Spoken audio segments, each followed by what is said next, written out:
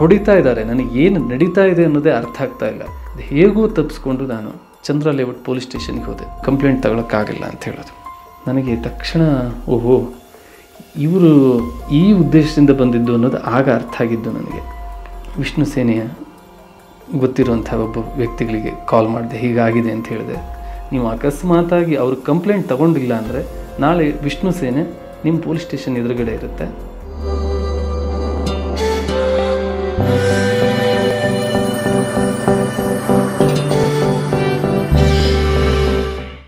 ಆಮೇಲೆ ನಾನು ಒಂದು ಸತ್ಯವನ್ನು ನಾನು ಎಲ್ಲೂ ಹೇಳಿಲ್ಲ, ಯಾಕೆಂದರೆ ಅದನ್ನು ಹಾಗೆ ಹೇಳಬಾರ್ದು ಅನ್ನುವಂಥದ್ದು ನನ್ನ ಉದ್ದೇಶ ಆಗಿತ್ತು.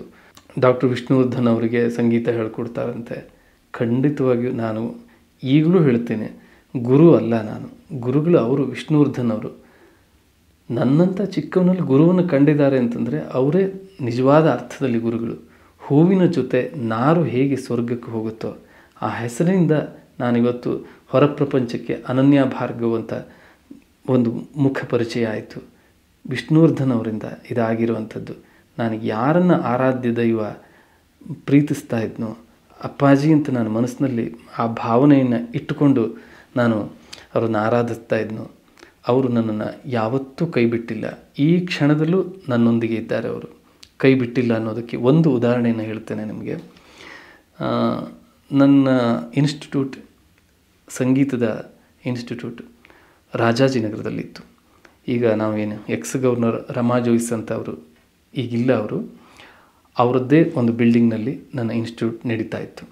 ನಾನು ಅಲ್ಲಿ ಎಲ್ಲ ಕ್ಲಾಸನ್ನು ಮುಗಿಸ್ಕೊಂಡು ರಾಜಾಜಿನಗರದಿಂದ ನಾಗರಭಾವಿಗೆ ಬರ್ತಾ ಇರಬೇಕಿದ್ರೆ ಕೆನರಾ ಬ್ಯಾಂಕ್ ಗಣೇಶನ್ ಟೆಂಪಲ್ ಇದೆ ನಾಗರಭಾವಿ ಸಮೀಪದಲ್ಲಿ.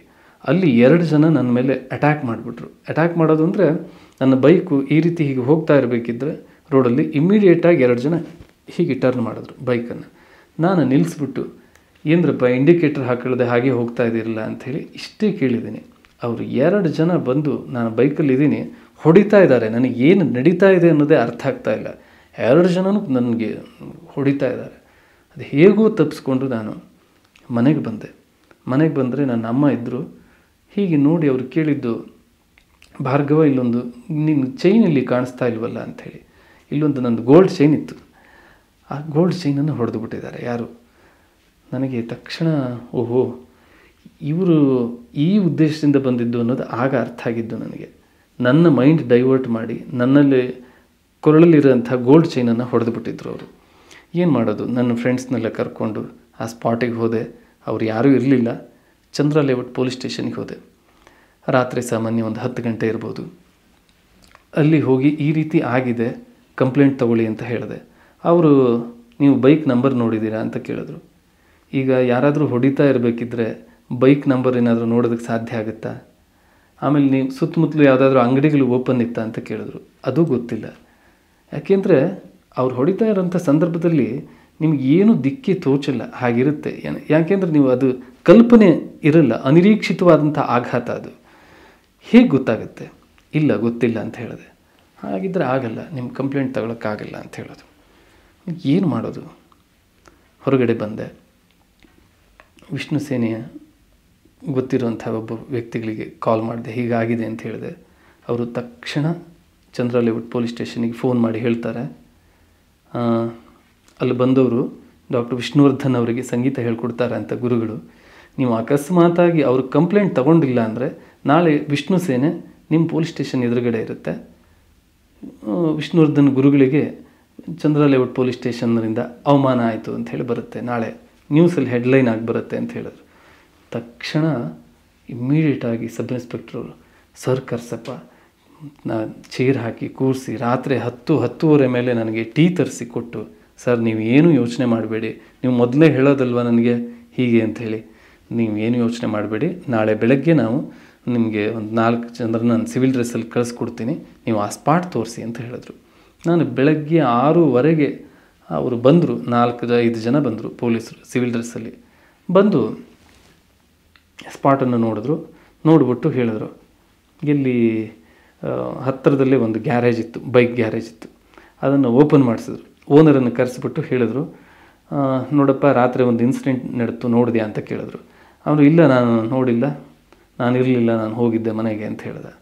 ಹಾಗೆ ತಕ್ಷಣ ಒಂದು 4 ಅಂಗಡಿಯಲ್ಲಿ ಎನ್ಕ್ವೈರಿ ಮಾಡಿದ ತಕ್ಷಣ ಇಲ್ಲ, ಆ ಬೈಕ್ ಗ್ಯಾರೇಜ್ ರಾತ್ರಿ 10:30ವರೆಗೂ ಓಪನ್ ಇತ್ತು ಅಂತ ಗೊತ್ತಾಯಿತು ಅವರಿಗೆ. ತಕ್ಷಣ ಅವನಿಗೆ ಒಂದು ಹೊಡೆದ್ರು ಆ ಗ್ಯಾರೇಜ್ ಓನರ್ಗೆ. ಅವನು ಹೊಡೆದ ತಕ್ಷಣ ಅವನು ಇಲ್ಲ, ನಾನು ಇರಲಿಲ್ಲ, ಬಟ್ ನಮ್ಮ ಹುಡುಗರೆಲ್ಲ ಇದ್ದರು ಅಂತ ಹೇಳಿದ. ಸರಿ, ಹುಡುಗನ ಕರೆಸು ಅಂತ ಹೇಳಿದ್ರು. ಹುಡುಗನ ಕರೆಸಿದ್ರು. ಕರೆಸಿದ ತಕ್ಷಣ ಕೇಳಿದ್ರು, ರಾತ್ರಿ ಒಂದು 8:30 ಮೇಲೆ ಹೋಗಿ ಕೆಲವೊಂದು ಬೈಕ್ಗಳದ್ದು ನಂಬರ್ ನೋಟ್ ಮಾಡ್ಕೊ ಅಂತ ಹೇಳಿದ್ದೆ, ನೀನೇನಾದ್ರು ಮಾಡಿದೆ ಅಂತ ಕೇಳಿದ್ರು ಅವನ್ನ. ಇಲ್ಲ, ನಾನು ಅಲ್ಲಿ ಒಳಗಡೆ ವೀಡಿಯೋ ಗೇಮ್ ಮಾಡ್ತಾಯಿದ್ದೆ ಅಂತಂದ ಅವನು. ಹಾಗೆ ವೀಡಿಯೋ ಗೇಮ್ ಮಾಡ್ತಾಯಿದ್ದೀಯ ಅಂಥೇಳಿ ಒಂದು ಅವರದ್ದೇ ಅಂಥ ಭಾಷೆಯಲ್ಲಿ ಮಾತನಾಡಿ ಒಂದು ಹೊಡೆದ್ರು. ಹೊಡೆದ ತಕ್ಷಣ ಅವನು ಹೇಳಿದ್ದೇನು ಅಂತಂದರೆ, ಸರ್ ಇವರು ಈ ಕಡೆ ಹೋದರು, ಅವರು 2 ಜನ ಆ ಕಡೆ ಹೋದರು ಅಂತ ಹೇಳಿದ. ತಕ್ಷಣ ಅವನು ಎತ್ತಿ ಜೀಪಿಗೆ ಹಾಕ್ಕೊಂಡ್ರು. ನನ್ನ ಹತ್ರ ಪೊಲೀಸರು ಹೇಳಿದ್ದು ಒಂದೇ ಮಾತು, ಸರ್ ನಾವು ನಿಮ್ಗೆ ಆಮೇಲೆ ಕಾಲ್ ಮಾಡ್ತೀವಿ, ನೀವು ಆಮೇಲೆ ಬನ್ನಿ ಅಂತ ಹೇಳಿದ್ರು. ನಾನು ಮನೆಗೆ ಹೋದೆ. ಇದು 12 ಗಂಟೆಗೆ, ಮುಂಚಿನ ದಿವಸ ರಾತ್ರಿ ಒಂದು 9 ಗಂಟೆಗೆ ನಡೆದಂಥ ಇನ್ಸಿಡೆಂಟು ಮರುದಿವಸ 12 ಗಂಟೆಗೆ ಮಧ್ಯಾಹ್ನ ನನ್ನ gold chain sub inspector table ಮೇಲಿದೆ. ಫೋನ್ ಮಾಡಿ ಹೇಳಿದ್ರು. ಹೋದೆ. ಪಾಪ ಅವ್ರು 2 ಜನರನ್ನು ಕರೆಸಿ, ಪಾಪ ಅಂತ ಹೇಳೋದೇನಿದೆ, ಹೊಡೆದಿದ್ರು, ಸರಿಯಾಗಿ ಹೊಡೆದಿದ್ರು. ಸರ್ ನೀವು ಹೊಡೀರಿ ಅಂತೇಳಿ ಸ್ಟಿಕ್ ಕೊಟ್ಟರು ನನಗೆ. ನಾನು ಹಾಗೆಲ್ಲ ಮಾಡೋಕ್ಕೆ ಹೋಗಿಲ್ಲ, ಒಂದಿಷ್ಟು ಬುದ್ಧಿ ಮಾತನ್ನು ಹೇಳಿ ಬಿಟ್ಟೆ. ಆಮೇಲೆ ಸಬ್ ಇನ್ಸ್ಪೆಕ್ಟ್ರು, ಇದು ಬೇಡ, ಇದು ಕೇಸ್ ಗೀಸೇನು ಬೇಡ, ನಾವು ಇನ್ನೂ 2 ದಿವಸ ಅವ್ರನ್ನ ಹಾಗೆ ಇಟ್ಟು ಸ್ವಲ್ಪ ವರ್ಕೌಟ್ ಮಾಡಿ ಕಳಿಸ್ತೀವಿ ಅಂತ ಹೇಳಿದ್ರು. ಆಮೇಲೆ ನಾನು ಅದೆಲ್ಲ ಏನೂ ಬೇಡ, ಒಂದಿಷ್ಟು ಬುದ್ಧಿ ಮಾತನ್ನು ಹೇಳಿ ಅವರಿಗೆ ಮಾಡಾಯಿತು. ಇದಕ್ಕೆ ಕಾರಣ ಏನು ಅಂತಂದರೆ ಡಾಕ್ಟ್ರು ವಿಷ್ಣುವರ್ಧನ್ ಅವರು, ಅಪ್ಪಾಜಿಯವರು. ನಾನು ಇದನ್ನು ಪುನಃ ಹೇಳ್ತೀನಿ. ಅವರು ಒಂದು ಹೆಸರಿನಿಂದ ನನ್ನ ಬಂಗಾರದ ಸರ ನನಗೆ ಸಿಕ್ತು. ನಾನು ಅಷ್ಟರ ಮೇಲೆ ಆ ಸರ ಹಾಕೋದೇ ಬಿಟ್ಟುಬಿಟ್ಟೆ, ಯಾಕೆಂದರೆ ಬೇಡ ಇವೆಲ್ಲ ಅಂಥೇಳಿ. ಆದರೆ ಇದ್ರ ಅರ್ಥ ಏನು ಅಂತಂದರೆ, ನನ್ನ ಹಿಂದೆ ಅಪ್ಪಾಜಿಯವರು ಯಾವಾಗಲೂ ಇರ್ತಾರೆ ಅನ್ನೋದಕ್ಕೆ ಇದೊಂದು ಉದಾಹರಣೆ ಅಷ್ಟೇ. ಆನಂತರದಲ್ಲಿ ನಮ್ಮ ಅಪ್ಪಾಜಿಯವರು ದೈಹಿಕವಾಗಿ ಇಲ್ಲ ಅನ್ನೋದನ್ನು ಬಿಟ್ಟರೆ, ಆದರೆ ಮಾನಸಿಕವಾಗಿ ನಮ್ಮೆಲ್ಲರ ಜೊತೆ ಅವರು ಇದ್ದಾರೆ. ಅವರು ಯಾವತ್ತೂ ಇರ್ತಾರೆ, ಅದರಲ್ಲಿ ಯಾವುದೇ ರೀತಿ ಅನುಮಾನ ಬೇಡ. ಯಾಕೆಂದರೆ ಕೆಲವೊಬ್ಬರು ದೈವಾಂಶ ಸಂಭೂತರು ಅಂತ ಹೇಳ್ಬೋದು. ಅಂಥವ್ರು ಹುಟ್ಟು ಯಾವುದೋ ಒಂದು ಮಹತ್ತರವಾದಂಥ ಒಂದು ಉದ್ದೇಶದಿಂದ ಘಟಿಸಿರುತ್ತೆ. ಹಾಗೆ ನಮ್ಮ ಅಪ್ಪಾಜಿಯವರ ಹುಟ್ಟು ಆಗಿದ್ದು. ಇದಕ್ಕೆ ಖಂಡಿತವಾಗಿಯೂ ಯಾವುದೇ ರೀತಿಯ ಅನುಮಾನ ಬೇಡ. ಅವರು ಕೇವಲ ಸಿನಿಮಾ ನಟನಾಗಿ ಬದುಕದೆ ನಿಜ ಜೀವನದಲ್ಲೂ ನಾಯಕರಾಗಿ ಬದುಕದಂಥ ವ್ಯಕ್ತಿತ್ವ. ಎಷ್ಟೋ ಜನಕ್ಕೆ ಸಹಾಯವನ್ನು ಮಾಡಿದ್ದಾರೆ. ಅದು ಈಗೆಲ್ಲ ಹೊರಗೆ ಬರ್ತಾ ಇದೆ. ಕೆಲವೊಬ್ಬರು ಹೇಳ್ತಾ ಇದ್ದಾರೆ, ಕೆಲವೊಬ್ಬರು ಅದನ್ನು ಹೇಳಬಾರ್ದು ಅಂತ ಅವ್ರು ಹೇಳಿದ್ರಿಂದ ಅದನ್ನು ಹೇಳ್ತಾ ಇಲ್ಲ. ಹಾಗೆ ಅಪ್ಪಾಜಿಯವರು ಅನೇಕ ಜನರಿಗೆ ಸಹಾಯವನ್ನು ಮಾಡಿದ್ದಾರೆ. ಅವರ ಕಾಲಾನಂತರದಲ್ಲಿ ಎಷ್ಟೋ ಜನ ಪಾಪ ಅಭಿಮಾನಿಗಳು ಅವರನ್ನು ನೋಡಬೇಕು ಅಂಥೇಳಿ ಅಭಿಮಾನ್ ಸ್ಟುಡಿಯೋಕ್ಕೆ ಬರ್ತಾಯಿದ್ರು. ಬಹಳಷ್ಟು ಜನ ನಾರ್ತ್ ಕರ್ನಾಟಕದಿಂದ ಬರ್ತಾಯಿದ್ರು, ಬೇರೆ ಬೇರೆ ಭಾಗಗಳಿಂದ ಬರ್ತಾಯಿದ್ರು. ಅವರೆಲ್ಲ ವಿಷ್ಣುವರ್ಧನ್ ಅವ್ರನ್ನ ನೋಡೋಕ್ಕಾಗಿಲ್ಲ, ನಿಮ್ಮನ್ನು ನೋಡ್ತೀವಿ ಅಂಥೇಳಿ ನಮ್ಮನೆಗೆ ಬರೋರು. ಇದೆಲ್ಲ ಯಾವ ಒಂದು ಋಣಾನುಬಂಧ. ನನಗೀಗಲೂ ಒಂದು ಸಂಪರ್ಕಕ್ಕೆ ಸಿಕ್ಕಿದ್ದು ಅಷ್ಟೇ ಒಂದು 3 ತಿಂಗಳುಗಳ ಕಾಲ. ಆದರೆ ಇಡೀ ನನ್ನ ಜೀವಮಾನಕ್ಕೆ ಸಾಕಾಗುವಷ್ಟನ್ನು ಅವರು ಕೊಟ್ಟು ಹೋಗಿದ್ದಾರೆ ಅಪ್ಪಾಜಿಯವರು. ನಾನು ಅದನ್ನು ಪುನಃ ಹೇಳ್ತೇನೆ. ಅವರೆಲ್ಲ ಅಭಿಮಾನಿಗಳು ಬಂದು ನಮ್ಮ ಮನೆಗೆ ಬಂದು ನನ್ನ ಕಾಲು ಮುಟ್ಟಿ ನಮಸ್ಕಾರ ಮಾಡಿದವಾಗ ತುಂಬ ಮುಜುಗರ ಆಗೋದು. ಯಾಕೆ ಅಂತಂದರೆ ಅವ್ರ ವ್ಯಕ್ತಿತ್ವ ಎಲ್ಲಿ, ನಾನೆಲ್ಲಿ. ಆದರೆ ಅನೇಕ ಸಭೆ ಸಮಾರಂಭಗಳಲ್ಲಿ ಎಷ್ಟೋ ಕಡೆ ನನ್ನನ್ನು ಗುರುತಿಸಿದ್ರು, ಕರೆದ್ರು, ಸನ್ಮಾನ ಮಾಡಿದ್ರು. ಪಾಸಿಟಿವ್ ಹೋಮಿಯೋಪತಿ ಹಾಸ್ಪಿಟ್ಲು ಬೆಂಗಳೂರಲ್ಲಿ ರಾಮಯ್ಯ ಹಾಸ್ಪಿಟ್ಲ್ ಹತ್ತಿರದಲ್ಲಿ ಒಂದಿದೆ. ಅವರು ಅಪ್ಪಾಜಿಯವರು ಅನೇಕ ಹಾಸ್ಪಿಟ್ಲ್ಗಳನ್ನು ಪಾಸಿಟಿವ್ ಹೋಮಿಯೋಪತಿ ಹಾಸ್ಪಿಟ್ಲನ್ನು ಇನಾಗ್ರೇಷನ್ ಮಾಡಿದರು. ಬಟ್ ಅಲ್ಲಿ ಇನಾಗ್ರೇಷನ್ನು ಮಾಡೋಂಥ ಒಂದು ಸೌಭಾಗ್ಯ ನನಗೆ ಸಿಕ್ಕಿತ್ತು. ಇದೆಲ್ಲ ಕೂಡ ಅಪ್ಪಾಜಿಯವರ ಒಂದು ಆಶೀರ್ವಾದ, ಅವರ ಒಂದು ಹಾರೈಕೆ, ಇದರಿಂದನೇ ಆಗ್ತಾ ಇರೋದು ಅಂತ ಅಂದ್ಕೊಂಡಿದ್ದೇನೆ. ನಿಮ್ಗೆ ಇನ್ನೊಂದು ನಾನು ಹೇಳಬೇಕು ಅಂತಂದರೆ, ಈಗ ಕಣ್ಣಿದ್ದವರು ನಾವೆಲ್ಲರೂ ನೋಡ್ತೀವಿ, ವಿಷ್ಣುವರ್ಧನ್ ಅವರನ್ನು ನೋಡ್ತೀವಿ, ಅವರ ಅಭಿನಯವನ್ನು ಪ್ರೀತಿಸ್ತೀವಿ, ಅವರನ್ನು ನಾವು ಪ್ರೀತಿಸ್ತೀವಿ. ಆದರೆ ಕಣ್ಣಿಲ್ಲದೇ ಇರೋವಂಥ ವ್ಯಕ್ತಿಗಳು ಎಷ್ಟು ಜನ ಅಪ್ಪಾಜಿಯವ್ರ ಬಗ್ಗೆ ಎಷ್ಟು ಅಭಿಮಾನ ಮತ್ತು ಪ್ರೀತಿಯನ್ನು ಇಟ್ಕೊಂಡಿದ್ರು ಅಂದರೆ, ಸುದರ್ಶನ್ ಅಂತ ಒಬ್ಬ ಅಂಧ ಕಣ್ಣಿಲ್ಲದೆ ಇರೋವಂಥ ವ್ಯಕ್ತಿ, ಅವನು ನಮ್ಮ ಮನೆಗೆ ಬರೋನು. ಅವನಿಗೆ ಅದು ಇನ್ನೆಷ್ಟು ಪ್ರೀತಿ ಅಂದರೆ ವಿಷ್ಣುವರ್ಧನ್ ಅವ್ರ ಬಗ್ಗೆ ಎಷ್ಟೋ ಹಾಡುಗಳನ್ನು ಬರೆದಿದ್ದಾನೆ. ಒಂದು 100 ಹಾಡುಗಳನ್ನು ಅವ್ರ ಬಗ್ಗೆ ಬರೆದಿದ್ದಾನೆ. ಅದಕ್ಕೆಲ್ಲ ರಾಗ ಸಂಯೋಜನೆ ಮಾಡಿಟ್ಟಿದ್ದೇನೆ. ಅದನ್ನೆಲ್ಲ ಒಂದು ಆಡಿಯೋ ರೂಪದಲ್ಲಿ ಹೊರಗೆ ತರಬೇಕು ಅನ್ನುವಂಥ ಒಂದು ಆಸಕ್ತಿ ನನಗಿದೆ. ಅದನ್ನು ಮುಂದಿನ ದಿನಗಳಲ್ಲಿ ನಾನು ಖಂಡಿತ ಮಾಡ್ತೀನಿ. ಅವನು ಅದನ್ನು ಅನುಭವಿಸಿ ಬರೆದಿದ್ದಾನೆ. ನಮೋ ನಮೋ ವಿಷ್ಣುವರ್ಧನ, ಈ ರೀತಿ ಅನೇಕ ಸಿನಿಮಾಗಳ ಒಂದು ಹೆಡ್ಲೈನನ್ನು ತಗೊಂಡು ಅವರ ಚಾರಿತ್ರ್ಯ ಮತ್ತು ಅವರ ವ್ಯಕ್ತಿತ್ವದ ಬಗ್ಗೆ ಎಷ್ಟು ಚೆನ್ನಾಗಿ ಬರೆದಿದ್ದಾನೆ. ಕಣ್ಣಿಲ್ಲದೆ ಇರುವಂಥ ವ್ಯಕ್ತಿಗೆ ಇಷ್ಟು ನಮ್ಮ ವಿಷ್ಣುವರ್ಧನ್ ಅವರು ಕಾಣಿಸ್ಕೊಳ್ತಾರೆ ಅಂತಂದರೆ ಕಣ್ಣಿದ್ದ ನಮಗೆ ಇನ್ನು ಹೇಗೆ ಅನಿಸ್ಬೇಡ. ಹಾಗೆ ಅಪ್ಪಾಜಿಯವರು ಕಣ್ಣಿಲ್ಲದೆ ಇದ್ದವರಿಗೂ ಕೂಡ ಕಣ್ಣಾಗಿ ಬಾಳಿನಲ್ಲಿ ಅವರು ಇದ್ದಾರೆ ಅನ್ನೋದಕ್ಕೆ ಒಂದು ಉದಾಹರಣೆ, ಪ್ರತಿ ವರ್ಷ ಅವರ ಹುಟ್ಟುಹಬ್ಬವನ್ನು ಅವರು ಆಚರಿಸ್ಕೊಳ್ತಾ ಇದ್ದಿದ್ದು ರಮಣ ಮಹರ್ಷಿ ಅಂಧರ ಒಂದು ಸ್ಕೂಲ್ ಇದೆ ಜಯನಗರದಲ್ಲಿ. ಅಲ್ಲಿ ಅವರು ತಮ್ಮ ಹುಟ್ಟುಹಬ್ಬವನ್ನು ಆಚರಣೆ ಮಾಡ್ತಾಯಿದ್ರು ಅಪ್ಪಾಜಿಯವರು. ಅಂದರೆ ಜೀವನದಲ್ಲಿ ಪ್ರತಿ ಸ್ತರದ ವ್ಯಕ್ತಿಗಳೊಂದಿಗೆ ಅವರ ಸಂಪರ್ಕ ಇತ್ತು, ಅಪ್ಪಾಜಿಯವರ ಸಂಪರ್ಕ ಇತ್ತು. ಅದು ಇವತ್ತು ಕೂಡ ಹಾಗೆ ಮುಂದುವರಿತಾ ಇದೆ. ಅವರ ಅಳಿಯ ಅನಿರುದ್ಧ ಅವರು ಅಷ್ಟೇ ತುಂಬ ಒಳ್ಳೆ ರೀತಿಯಲ್ಲಿ ನಡೆಸ್ಕೊಂಡು ಹೋಗ್ತಾ ಇದ್ದಾರೆ ಮುಂದೆ. ಹೀಗೆ ನನಗೆ ಹೇಳ್ಕೊಳ್ಳೋದಕ್ಕೆ ಸಾಕಷ್ಟು ವಿಷಯಗಳಿದೆ. ಯಾವುದನ್ನು ಹೇಳಬೇಕು ಯಾವುದನ್ನು ಬಿಡಬೇಕು ಅಂತ ಗೊತ್ತಾಗೋದಿಲ್ಲ. ಆದರೆ ಕನ್ನಡ ಮಾಣಿಕ್ಯ ಯೂಟ್ಯೂಬ್ ಚಾನಲ್ನವರು ಇವತ್ತು ನನ್ನನ್ನು ಇಲ್ಲಿ ಕರೆದು ಅವ್ರ ಬಗ್ಗೆ 4 ಮಾತುಗಳನ್ನು ಆಡಬೇಕು ಅಂತ ಹೇಳಿದವಾಗ ನನಗೆ ಅತ್ಯಂತ ಖುಷಿಯಾಯಿತು. ನಾನು ಬಂದೆ, ಅವ್ರ ಜೊತೆಗಿನ ಒಡನಾಟದ ಕೆಲವಷ್ಟು ಅನುಭವಗಳನ್ನು ಹಂಚಿಕೊಂಡಿದ್ದೇನೆ. ನನ್ನ ಜೀವನದಲ್ಲಿ ನಾನು ಬಂತು ಆಗ ಅನೇಕ ಪತ್ರಿಕೆಗಳಲ್ಲೆಲ್ಲ ಬಂತು, ಏನು ಸರ್ ನೀವು ಹೀರೋ ಆಗಿ ಮಾಡ್ಬೋದಲ್ಲ ಸರ್, ತುಂಬ ಚೆನ್ನಾಗಿ ಕಾಣಿಸ್ತಾ ಇದ್ದೀರಾ ಸರ್ ಅಂತ. ನಾನು ಬಂದಂಥ ಉದ್ದೇಶ, ನನ್ನ ಸಾಧನೆ, ನನ್ನ ಹಿನ್ನೆಲೆ ಇವೆಲ್ಲ ಸಂಗೀತ ಕ್ಷೇತ್ರಕ್ಕೆ ಸಂಬಂಧಪಟ್ಟಿದ್ದು. ಇಷ್ಟು ವರ್ಷಗಳ ಕಾಲ ಸಂಗೀತ ಸಾಧನೆಯನ್ನು ಮಾಡ್ಕೊಂಡು ಬಂದು ಇದ್ದಕ್ಕಿದ್ದಂಗೆ ಬಣ್ಣ ಹಚ್ಚಿದರೆ ಇದಕ್ಕೆಲ್ಲಾದರೂ ತೊಡಕಾಗ್ಬೋದೇನೋ ಅನ್ನೋಂಥ ಉದ್ದೇಶದಿಂದ ನಾನು ಬಣ್ಣ ಹಚ್ಚಿಲ್ಲ. ಯಾರು ಏನಾಗಬೇಕೋ ಅದೇ ಆಗಬೇಕು. ನೋಡೋದಕ್ಕೆ ಚೆಂದ ಇದ್ದ ಅಂದ ತಕ್ಷಣ ಹೀರೋ ಆಗೋದು ಅಂತ ಅರ್ಥ ಅಲ್ಲ. ಅದಕ್ಕೆ ಒಂದು ತಯಾರಿ ಬೇಕಾಗುತ್ತೆ, ಒಂದು ಹಿನ್ನೆಲೆ ಬೇಕು, ಒಂದು ಸಾಧನೆ ಬೇಕು. ಇವೆಲ್ಲ ಇದ್ದವಾಗ ಮಾತ್ರ ಸಾಧ್ಯ ಆಗುತ್ತೆ. ಆದರೆ ನಾನು ಸಂಗೀತ ಕ್ಷೇತ್ರದಲ್ಲೇ ನನ್ನನ್ನು ತೊಡಗಿಸ್ಕೊಳ್ಬೇಕು ಅನ್ನುವಂಥದ್ದು ನನ್ನ ಮುಖ್ಯವಾದಂಥ ಉದ್ದೇಶ ಆಗಿರೋದು. ಇವೆಲ್ಲವೂ ನನಗೆ ಸಿಕ್ಕಿದ್ದು ಸಂಗೀತದಿಂದ. ಅಪ್ಪಾಜಿಯವರು ನನ್ನನ್ನು ಗುರುತಿಸಿದ್ದೇ ಸಂಗೀತದಿಂದ. ಹಾಗಾಗಿ ಸಂಗೀತ ನನಗೆ ಎಲ್ಲವನ್ನು ಕೊಟ್ಟಿದೆ. ಒಂದು ಉದಾಹರಣೆ ಹೇಳಬೇಕು ಅಂದರೆ 2008 ಯಶಸ್ವಿ ಚಂದ್ರಯಾನ ಆಯಿತು.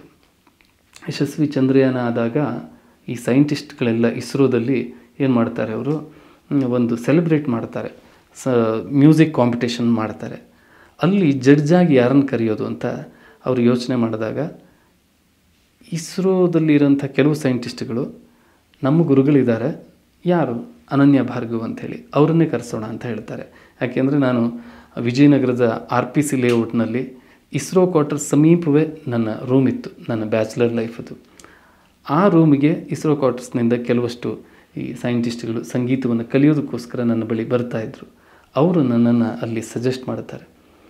ಅಲ್ಲಿ ನಾನು ಜಡ್ಜಾಗಿ ಹೋಗ್ತೀನಿ ಇಸ್ರೋಕ್ಕೆ. ಇದು ಅಷ್ಟೇ ನನ್ನ ಜೀವನದಲ್ಲಿ ಒಂದು ಮಹತ್ತರವಾದಂಥ ಕ್ಷಣ. ಭಾರತದ ಬಾಹ್ಯಾಕಾಶ ತಂತ್ರಜ್ಞಾನದಲ್ಲಿ 4ನೇ ಸ್ಥಾನದಲ್ಲಿದೆ.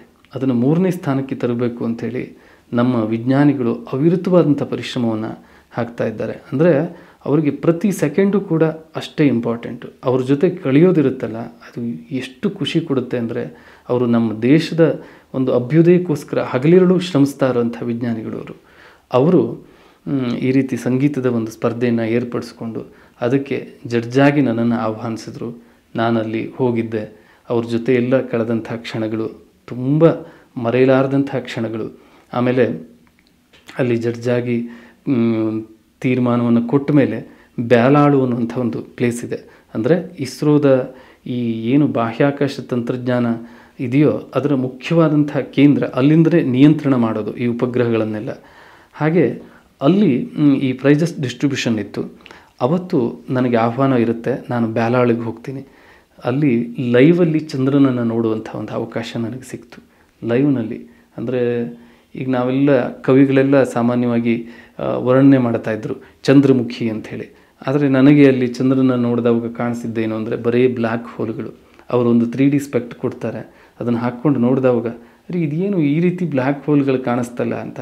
ಅಂದರೆ ಈ ಒಂದು ಅವಕಾಶಗಳೆಲ್ಲ ಸಿಕ್ಕಿದ್ದು ನನಗೆ ಹೇಗೆ ಅಂದರೆ ಸಂಗೀತದಿಂದ. ಅಲ್ಲಿ ಅವತ್ತು ಭಾರತದಿಂದ ಹಲವಾರು ವಿಜ್ಞಾನಿಗಳು ಬಂದಿದ್ದರು, ಇವನ್ ಅಬ್ದುಲ್ ಕಲಾಂ ಅವರು ಬಂದಿದ್ದರು. ಒಂದು 3 ನಿಮಿಷಗಳ ಕಾಲ ನನಗೆ ಹಾಡುವಂಥ ಒಂದು ಅವಕಾಶ ಅಲ್ಲಿ ಸಿಗುತ್ತೆ, ನಾನು ಹಾಡ್ತೀನಿ. ಇದೆಲ್ಲ ಕೂಡ ನನಗೆ ಬಂದಿದ್ದು ಕೊಟ್ಟಿದ್ದು ಸಂಗೀತದಿಂದ. ಈಗಲೂ ಕೂಡ ನಾನು ಶ್ರೀ ವಿಶ್ವಬಂಧು ಸಂಗೀತ ಗುರುಕುಲ ಎನ್ನುವಂಥ ಒಂದು ಸಂಗೀತ ಸಂಸ್ಥೆಯನ್ನು ಪ್ರಾರಂಭ ಮಾಡಿ ತನ್ಮೂಲಕ ಅನೇಕ ವಿದ್ಯಾರ್ಥಿಗಳಿಗೆ ಸಂಗೀತ ವಿದ್ಯೆಯನ್ನು ಧಾರೆ ಎರಿತಾ ಇದ್ದೇನೆ. ಅದು ನಾಗರಭಾವಿಯಲ್ಲಿದೆ. ಯಾರೇ ಆಸಕ್ತರಿದ್ದರೂ ಕೂಡ ಸಂಗೀತವನ್ನು ಕಲಿಬೋದು. ಎಷ್ಟೋ ಜನ ಹೇಳ್ತಾರೆ, ಸರ್ ನಾನು ಸಂಗೀತ ಕಲಿಬೋದಾ, ನನಗೀಗ ಏಜು 50 ಆಗ್ಬಿಡ್ತು ಸರ್, 60 ಆಯಿತು 70 ಆಯಿತು ಅಂಥೇಳಿ. ನಾನು ಒಂದು ಉದಾಹರಣೆಯನ್ನು ಕೊಡ್ತೀನಿ. ಡಾಕ್ಟರ್ ವಿಷ್ಣುವರ್ಧನ್ ಅವರೇ ಅವರು 59ನೇ ವರ್ಷದಲ್ಲಿ ಕಲಿಬೇಕು ಅನ್ನೋಂಥ ಒಂದು ಆಸಕ್ತಿ ಅವರಲ್ಲಿ ಬಂದು ಕಲಿತೇನೆ ಅಂತ ಬಂದರು. ನಿಮಗೆಲ್ಲ ಏನಾಗಿದೆ ಅಂತ ಕೇಳಿದ್ರು, ಹೌದಾ, ಹಾಗಿದ್ರೆ ನಾನು ಕಲಿತೀನಿ ಅಂತ. ಸೊ ಹಾಗೆ ಅಲ್ಲೂ ಕೂಡ ನಮಗೆ ಅಪ್ಪಾಜಿಯವರು ಆದರ್ಶವಾಗಿ ನಿಲ್ತಾರೆ. ಕಲಿಕೆಗೆ ವಯಸ್ಸು ಒಂದು ಲೆಕ್ಕವೇ ಅಲ್ಲ, ಯಾವಾಗಲಾದರೂ ಕಲಿಬೋದು. ಆದರೆ ಆ ಕಲಿಯುವಂಥ ತುಡಿತ ಇರಬೇಕು, ಅದು ಬೇಕು, ಮತ್ತು ಶ್ರದ್ಧೆ ಬೇಕು. ಹಾಗಾಗಿ ಯಾರು ಬೇಕಿದ್ದರೂ ಕಲಿಬೋದು. ನಾನು ಸಂಗೀತ ತರಗತಿಗಳನ್ನು ನಡೆಸ್ತೇನೆ, ಮತ್ತು ಜೊತೆಗೆ ನಾನು ಈಗಾಗಲೇ ಒಂದು 3-4 ಸಿನಿಮಾಗಳಿಗೆ ಸಂಗೀತ ನಿರ್ದೇಶಕನಾಗಿಯೂ ಕೆಲಸ ಮಾಡಿದ್ದೇನೆ. ಲವ್ ಜಂಕ್ಷನ್, ಕಣ್ಣು ಕಣ್ಣು ಕಲಿತಾಗ, ಈ ಚಿಕ್ಕ ಪುಟ್ಟ ಬ್ಯಾನರ್ ನಡಿಯಲ್ಲಿ ನಾವು ಎಷ್ಟೇ ಒಳ್ಳೆಯ ಸಂಗೀತವನ್ನು ಕೊಟ್ಟರೂ ಕೂಡ ಅದು ಪ್ರಚಾರದ ಕೊರತೆಯಿಂದನೋ ಅಥವಾ ಮತ್ತಿನ್ಯಾವುದು ಬಜೆಟ್ ಕೊರತೆಯಿಂದನೋ ಅದು ತಲುಪಬೇಕಾದಲ್ಲಿ ತಲುಪೋದಿಲ್ಲ. ಅನೇಕ ಪ್ರತಿಭೆಗಳು ಬೆಳಕಿಗೆ ಬರೋದಕ್ಕೆ ಸಾಧ್ಯವಾಗಲ್ಲ. ಹಾಗಾಗಿ ಯಾವುದಾದ್ರೂ ಒಂದು ಒಳ್ಳೆಯ ಪ್ರೊಡಕ್ಷನ್ ಒಂದು ಸಿಕ್ಕಿದರೆ, ಅನ್ನೋ ಒಂದು ಬಿಗ್ ಬ್ಯಾನರ್ ಅಂತ ಏನೋ ಹೇಳ್ತೀವಿ, ಸಿಕ್ಕಿದರೆ ಒಂದು ಮಾಡಬೇಕು. ಮುಂದೆ ಸಂಗೀತದ ನಿರ್ದೇಶಕನಾಗಿಯೂ ಕೆಲಸ ಮಾಡುವಂಥ ಒಂದು ಅದಮ್ಯವಾದಂಥ ಬಯಕೆ ಇದೆ. ನೋಡಬೇಕು, ಕಾಲ ಕೂಡಿ ಬರಬೇಕು. ಅದನ್ನು ಹೊರತುಪಡಿಸಿಯೂ ಕೂಡ ನಾನು ಸಂಗೀತವನ್ನು ಎಲ್ಲರಿಗೂ ತಲುಪಿಸಬೇಕು ಅನ್ನುವಂಥದ್ದು ನನ್ನ ಉದ್ದೇಶ. ಯಾಕೆಂದರೆ ಸಂಗೀತ ಕೇವಲ ಅದೊಂದು ಭಾಷೆ ಅಲ್ಲ, ಸಂಗೀತ ಅನ್ನುವಂಥದ್ದು ಜೀವನ. ಪ್ರತಿ ನಾಡಿ ಮಿಡಿತದಲ್ಲೂ ಸಂಗೀತದ ತುಡಿತ ಇರುತ್ತೆ, ಪ್ರತಿಯೊಂದು ವ್ಯಕ್ತಿಯಲ್ಲೂ ಇರುತ್ತೆ. ಸಂಗೀತವನ್ನು ಪ್ರಾಣಿಗಳು ಕೂಡ ಆಲಿಸ್ತವೆ, ಪ್ರಾಣಿಗಳು ಕೂಡ ಸಂಗೀತವನ್ನು ಆಲಿಸ್ತವೆ.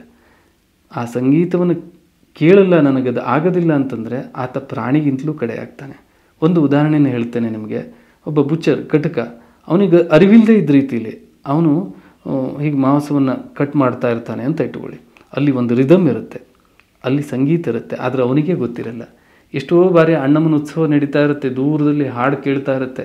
ಇಲ್ಲಿ ಕೂತಂಥವನು ಟೇಬಲ್ ಮೇಲೆ ಕೂತ್ಕೊಂಡು ಹೀಗೆ ನುಡಿಸ್ತಾ ಇರ್ತಾನೆ, ಅಲ್ಲಿ ಅವನಿಗೆ ಸಂಗೀತ ಇರುತ್ತೆ ಅಂತ ಅರ್ಥ. ಯಾವುದೋ ಒಂದು ದೂರದಲ್ಲಿ ಒಂದು ಬೀಟ್ಸ್ ಕೇಳ್ತಾ ಇರುತ್ತೆ ಅಂದರೆ ಇವನು ಕೂತ್ಕೊಂಡು ಕಾಲು ಆಡಿಸ್ತಾ ಇರ್ತಾನೆ ಅದಕ್ಕೆ ಸರಿಯಾಗಿ, ರಿದಮೆಟಿಕ್ ಆಗಿ. ಅಂದರೆ ಅದರ ಅರ್ಥ ಅವನಲ್ಲಿ ಸಂಗೀತ ಇದೆ ಅಂತ. ಪ್ರತಿಯೊಂದು ವ್ಯಕ್ತಿಯಲ್ಲೂ ಸಂಗೀತ ಇರುತ್ತೆ. ಸಂಗೀತವನ್ನು ಕಲಿತಂತಹ ವ್ಯಕ್ತಿ ಯಾವತ್ತೂ ಕೂಡ ಕ್ರಿಮಿನಲ್ ಆಗೋದಿಲ್ವಂತೆ.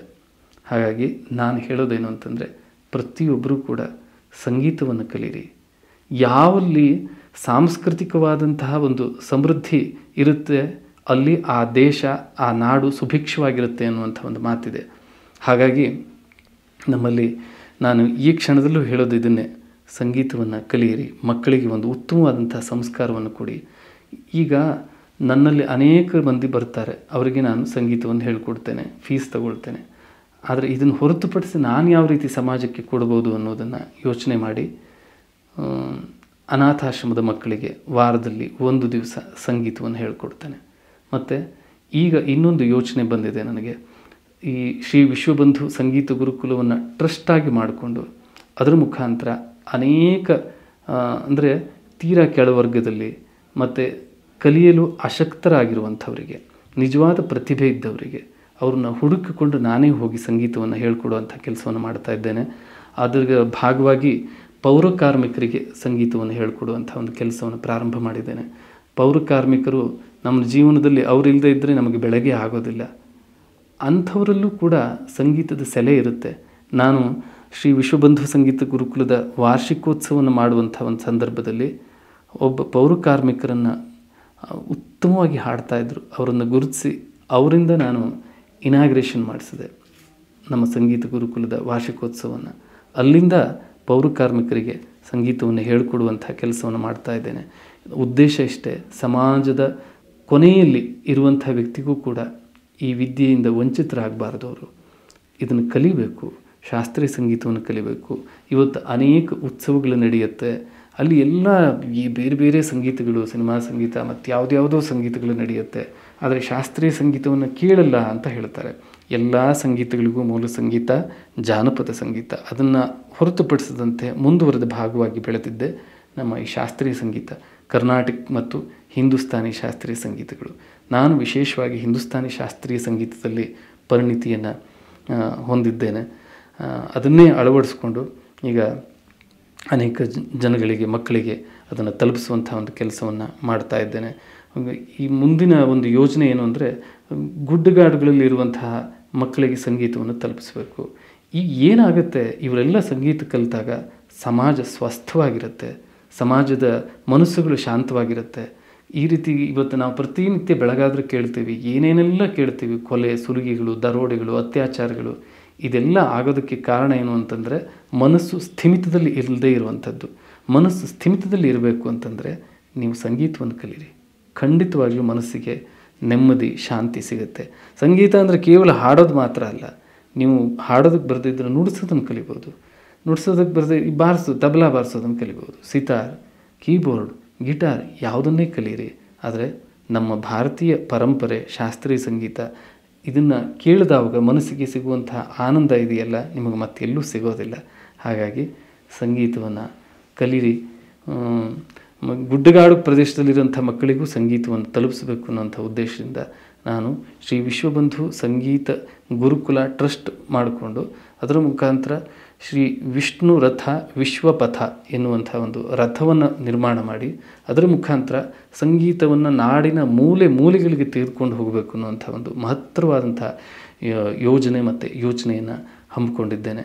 ಈ ಎಲ್ಲ ಯೋಜನೆಗಳಿಗೆ ನಿಮ್ಮೆಲ್ಲರ ಸಹಕಾರ ಇರಲಿ ಅಂತ ಹೇಳ್ತಾ, ಇಷ್ಟೊತ್ತಿನವರೆಗೆ ನನಗೆ ಇಲ್ಲಿಗೆ ಕರೆದು ಕನ್ನಡ ಮಾಣಿಕ್ಯ ಯೂಟ್ಯೂಬ್ ಚಾನಲ್ನವರು ನನಗೆ ಅವಕಾಶ ಮಾಡಿಕೊಟ್ರು.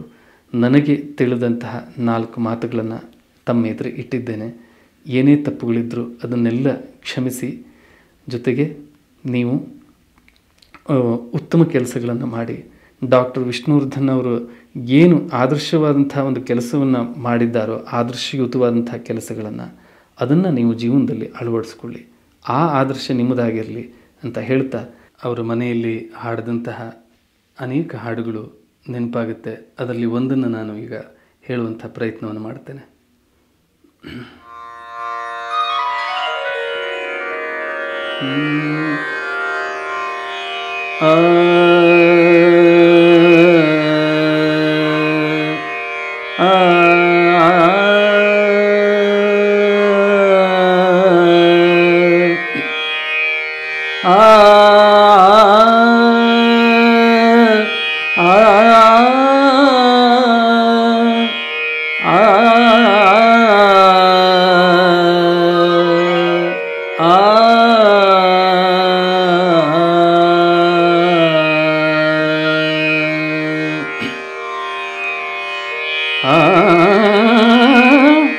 ಓಡಿ ಬಾರಯ್ಯ ವೈಕುಂಠಪತಿ ನಿನ್ನ ನೋಡುವೆ ಮನದಣಿಯ. ಓಡಿ ಬಾರಯ್ಯ, ಓಡಿ ಬಾರಯ್ಯ, ಓಡಿ ಓಡಿ ಬಾರಯ್ಯ ವೈಕುಂಠಪತಿ ನಿನ್ನ ನೋಡುವೆ ಮನದಣಿಯ. ಕೂಡಿ ಮಾತಾಡಿ ಮುದ್ದಾಡಿ ಸಂತೋಷದಿ, ಕೂಡಿ ಮಾತಾಡಿ ಮುದ್ದಾಡಿ ಸಂತೋಷದಿ, ಪಾಡಿ ಪೊಗಳುವೆನು ಪರಮ ಪುರುಷರಿ. ಓಡಿ ಬಾರಯ್ಯ, ಓಡಿ ಓಡಿ ಬಾರಯ್ಯ ವೈಕುಂಠಪತಿ ನಿನ್ನ ನೋಡುವೆ ಮನದಣಿಯ. ಕೆಂದಾವರೆ ಪೊಲ್ವ ಪಾದಗಳಿಂದ ರಂಗ, ಕೆಂದಾವರೆ ಪೊಲ್ವ ಪಾದಗಳಿಂದ ರಂಗ, ಧಿಮಿ ಧಿಮಿ ಧಿಮಿರೆಂದು ಕುಣಿಯುತ್ತಲೇ ಕೆಂದಾವರೆ ಪೊಲ್ವ ಪಾದಗಳಿಂದ ರಂಗ ಧಿಂ ಧಿಂ ಧಿಂ ಧಿಂ ಧಿಂ ಧಿಂ ಧಿಮಿರೆಂದು ಕೆಂದಾವರೆ ಪೊಲ್ವ ಪಾದಗಳಿಂದ ರಂಗ ಧಿಮಿಕಿಡ ತರಿಗಿಡ ಧಿಂ ಧಿಂ ಧಿಮಿರೆಂದು ಕೆಂದಾವರೆ ಪೊಲ್ವ ಪಾದಗಳಿಂದ ರಂಗ ಧಿಮಿರೆಂದು ಕೆಂದಾವರೆ ಪೊಲ್ವ ಪಾದಗಳಿಂದ ರಂಗ ಧಿಮಿ ಧಿಮಿ ಧಿಮಿರೆಂದು ಕುಣಿಯುತ್ತಲೇ ಅಂದುಗೆ ಕಿರುಗೆಜ್ಜೆ ನಲಿದಾಡುತ್ತ ಬಾರೋ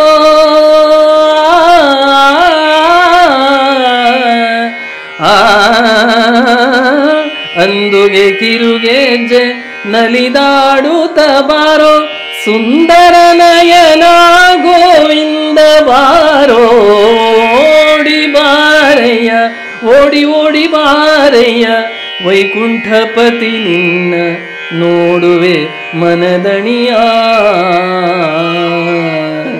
ಕೂಡಿ ಮಾತಾಡಿ ಮುದ್ದಾಡಿ ಸಂತೋಷದಿ ಪಾಡಿ ಪೊಗಳುವೆನು ಪರಮ ಪುರುಷರೇ ಓಡಿ ಬಾರಯ್ಯ ಆ ಆ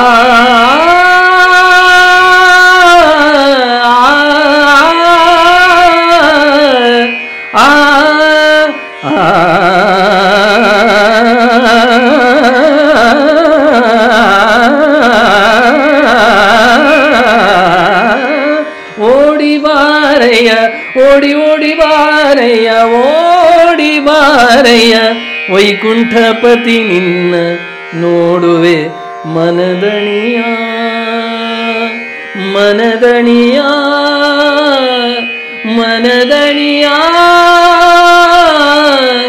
ಮನದಣಿಯ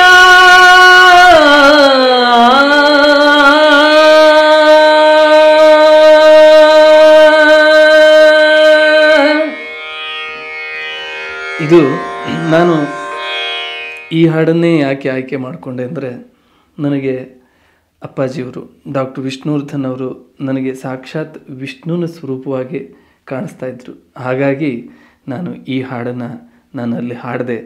ಈ ಹಾಡನ್ನೆಲ್ಲ ಹಾಡಿ ಅವರು ಕೇಳಿದ ಮೇಲೆ ಭಾರ್ಗವ್ ಅವರೇ, ನನಗೆ ಈ ರೀತಿ ಆಲಾಪಗಳು ಮತ್ತು ತಾನಗಳನ್ನೆಲ್ಲ ಮಾಡೋದಕ್ಕಾಗೋದಿಲ್ಲ, ನೀವು ಚಿಕ್ಕ ಪುಟ್ಟ ಭಜನೆಗಳನ್ನು ಹೇಳ್ಕೊಡಿ ಅಂತ ಹೇಳಿದ್ರು.